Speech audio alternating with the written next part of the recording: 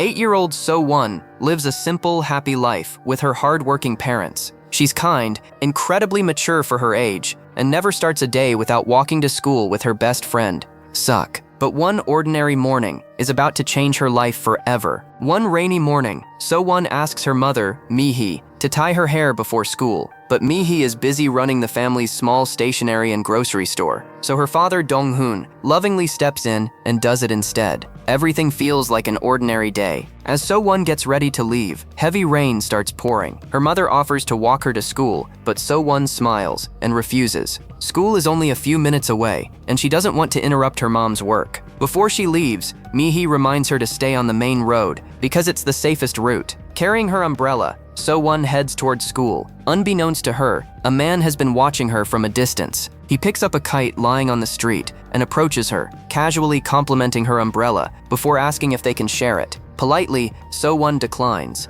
explaining that she's almost at school and doesn't want to be late. The rain has emptied the streets. Moments later, everything changes. The next thing we see is So-won's broken umbrella, backpack, and shoes scattered across an isolated area. Nearby, she's lying severely injured, barely conscious. Despite the unimaginable pain, she refuses to give up. With trembling hands, she manages to call emergency services herself. An ambulance rushes her to the hospital just in time. When Dong-hoon and Mi-hee arrive, they're devastated by what they see. Their cheerful little girl is covered in life-threatening injuries. Doctors immediately perform emergency surgery to save her life. After hours in the operating room, the surgeon delivers heartbreaking news. To save So-won, they had to remove parts of her intestines, leaving her dependent on a colostomy bag for the rest of her life. Her parents are left speechless. The physical wounds are overwhelming, but the emotional scars will be even harder to heal. When So-won finally wakes up, Dong-hoon sits beside her bed, struggling to hide his tears.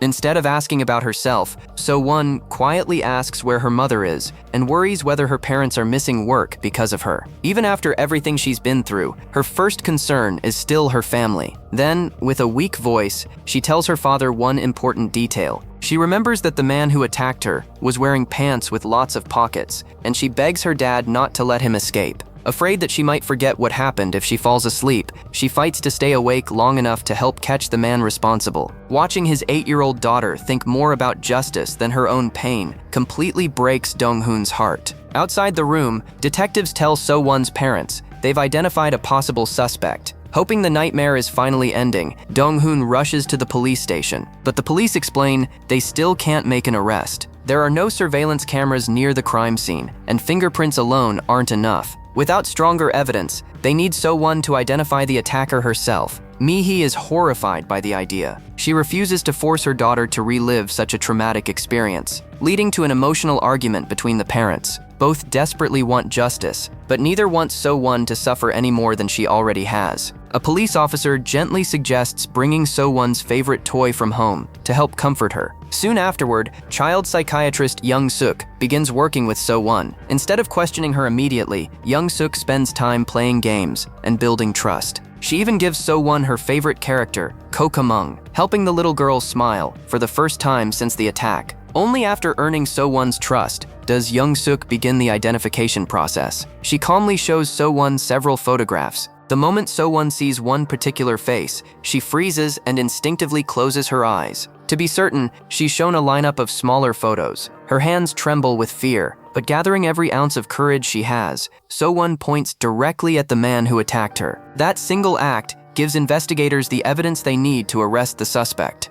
Afterward, Young-suk speaks privately with Dong-hoon. She explains that while So-won's physical injuries will slowly heal, her emotional trauma will take much longer. Recovery won't come from medicine alone. It will require patience, love, and constant support from the people who care about her most. With that, she gives Dong-hoon her contact information, promising that she'll stand by the family throughout So-won's long journey toward healing. Meanwhile, police arrest the suspect, and within hours, the case becomes national news. Reporters swarm the hospital, desperate for interviews and exclusive footage. Fearing that the media circus will only deepen his daughter's trauma, Dong-hoon rushes to the hospital and asks the staff to move So-won somewhere private. As reporters begin following them through the hallways, Dong-hoon picks So-won up in his arms and carries her to a quiet room on the hospital's top floor, away from the cameras. Still shaken by everything she's been through, So-won looks at her father with tear-filled eyes and asks, "Dad, did I do something wrong?" The question breaks his heart.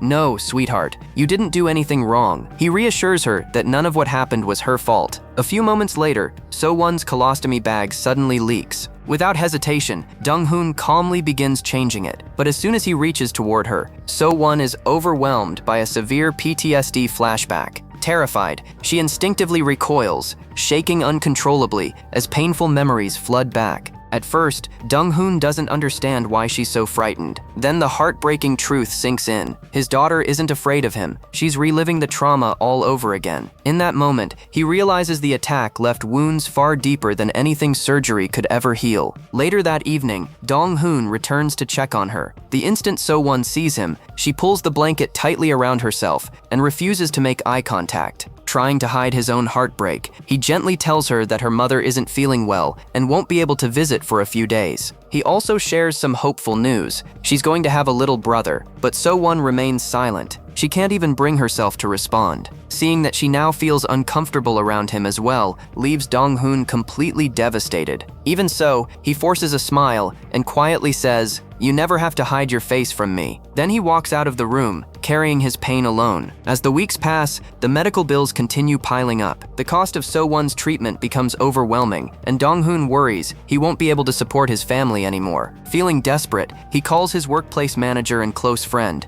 planning to quit his job so he can stay with So-won full-time. Instead, his friend refuses to let him give up. He promises to protect Dong-hoon's position at work and even helps him cover part of the family's financial burden, reminding him that he doesn't have to face this nightmare alone. Not long afterward, the suspect appears in court for the first time. Standing before the judge, he denies every accusation. He claims he spent the entire night working at a construction site and insists that after drinking alcohol the next morning, he fell asleep, trying to convince the court he had nothing to do with the crime. The case has officially entered the courtroom, but for So-won and her family, the hardest part of their journey is only beginning. Meanwhile, investigators build a strong case against the attacker. Forensic tests reveal So-won's blood on his clothes, and the mud on his shoes matches the crime scene. Even with overwhelming evidence, the man keeps lying, claiming someone stole his clothes and shoes and secretly returned them before police arrived. His excuses only make everyone in the courtroom angrier. Unable to control himself, Dong-hoon's close friend throws his shoe at the defendant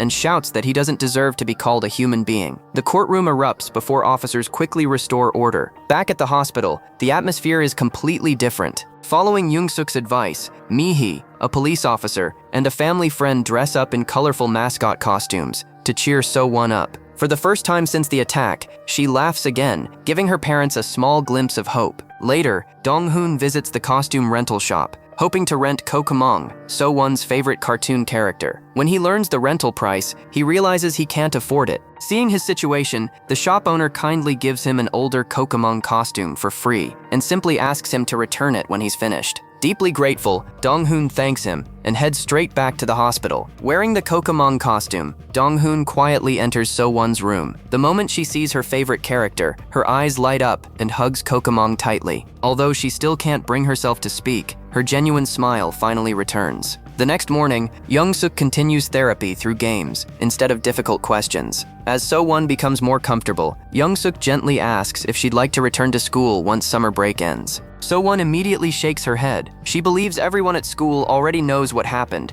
and is too ashamed to face her classmates. When asked how she feels, So-won doesn't talk about her own pain. Instead, she worries about her parents. She knows they're missing work, struggling with expensive hospital bills, and sacrificing everything for her. More than anything, she doesn't want to become a burden on the people she loves. Soon after, the hospital staff celebrates So-won's birthday, giving her one bright memory during an incredibly dark time. Finally, after months of treatment, she's well enough to leave the hospital. But even on the drive home, one painful reminder remains. Although she's physically recovering, So-won still can't bring herself to look directly at her father, showing just how deeply the trauma continues to affect her. Understanding exactly how frightened his daughter was, Dong-hoon hangs a curtain between them in the car so So-won can feel safe during the ride home. But as they pass the place where the attack happened, she suddenly becomes overwhelmed with panic. Seeing her struggle, he quietly speeds past the area without saying a word. When they finally arrive home, Mi-hee helps So-won out of the car, but she immediately becomes sick. Then she notices something unexpected.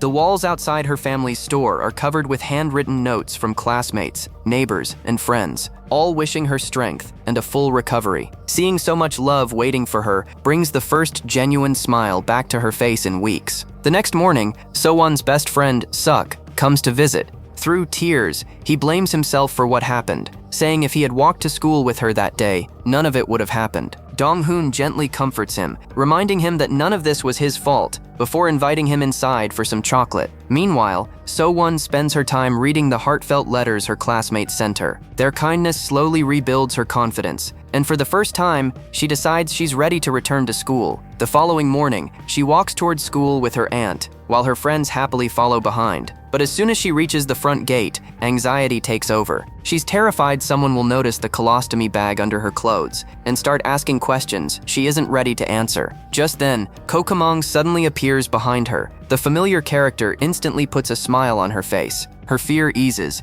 and she finds the courage to walk through the school gates. From that day on, Dong-hoon secretly wears the Kokomong costume every morning to walk beside his daughter. He even speaks with the school principal, asking them to keep her away from male teachers for a while, and to call him immediately if her medical bag ever needs attention. He also comes up with another clever idea. He fills the pouch around her waist with chocolates. The next day, when her classmates curiously ask what's inside the bag, So-won smiles and replies, "Chocolate." She happily hands out candy to everyone, turning what she feared would be an embarrassing moment into something joyful. All the while, Kokomong continues walking beside her, making silly gestures just to keep her smiling. Eventually, So-won realizes her father is hiding inside the costume. She keeps trying to talk to him, but he stays completely silent, so she can simply enjoy the moment. Finally, she asks her mom, "Is Dad inside Kokomong?" Mi-hee smiles and removes the mascot's head, revealing Dong-hoon underneath, completely soaked in sweat from wearing the heavy costume. Seeing everything her father has been doing for her, So-won gently wipes the sweat from his face.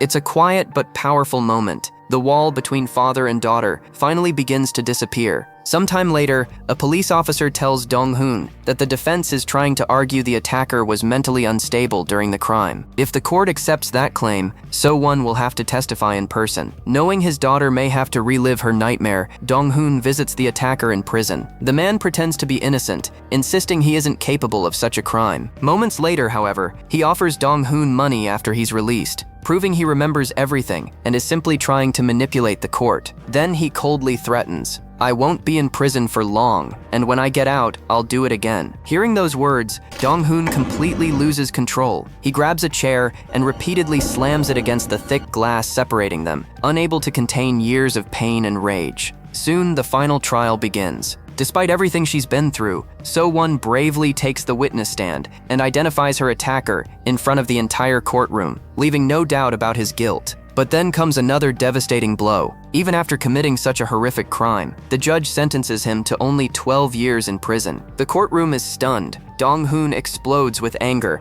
and rushes toward the attacker, ready to kill him. Before he can reach him, So-won grabs his leg and pleads through tears, "Dad, let's just go home." Her voice instantly brings him back to reality. He kneels down, wraps his daughter in his arms, and walks out of the courtroom with her. Months later, Mi-hee gives birth to a baby boy named So-mang. With her little brother finally home, life slowly begins to feel brighter again. But So-won admits that the emotional scars never completely disappeared. Even so, her new baby brother gives her something she thought she'd lost forever, a reason to keep moving forward. The hardest part is knowing this wasn't just a movie. It was inspired by a real story. Sometimes hope isn't about forgetting the pain. It's about finding the strength to keep living.